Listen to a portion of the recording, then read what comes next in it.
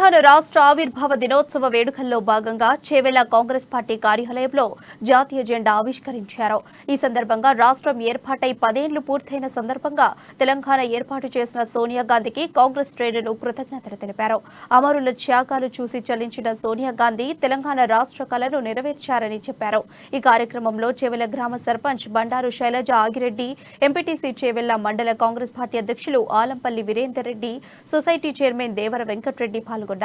Chevella MPTC one Ramulu, మహిళా Congress party అధ్యక్షురాలు సమత, చేవెళ్ల ఉప సర్పంచ్ గంగి యాదయ్య తదితరులు ఈ వేడుకలకు హాజరయ్యారు.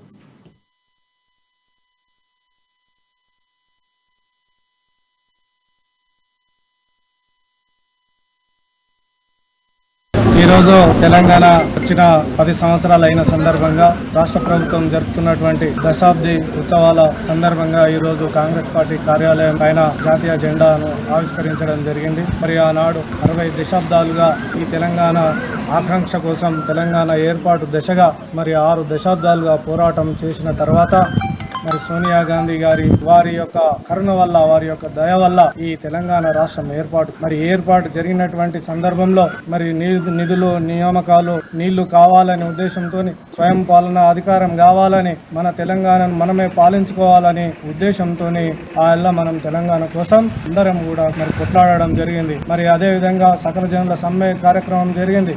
మరి అందరూ కూడా కవులు, కళాకారులు, మేధావులు, డాక్టర్లు, ఇంజనీర్లు, అన్ని రాజకీయ పక్షాలు, ప్రజా సంఘాలు, ప్రతి ఒక్కరు కూడా, కుల సంఘాలు అందరూ కూడా మరి ఆనాడు పోరాటం చేయడం వల్ల మరి 2014లో తెలంగాణ రాష్ట్రం